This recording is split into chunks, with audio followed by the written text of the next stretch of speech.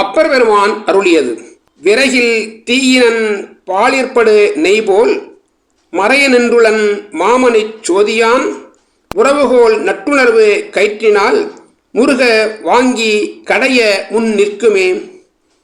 பெம்மானே, உன்னை போற்றுதலும் எனது பேர் இயல்பை பெறுதலும் ஒன்றே ஆகும்.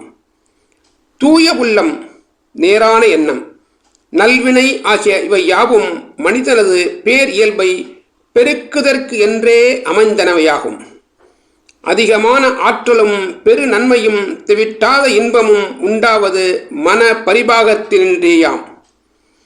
பெருமுயற்சி, ஆழ்ந்த எண்ணம், தெய்வீக பற்று ஆகிய இவைகளின் மூலமாகவே மேலோர் எக்காலத்திலும் தங்களது மேலான இயல்பை வளர்க்கலாயினர்.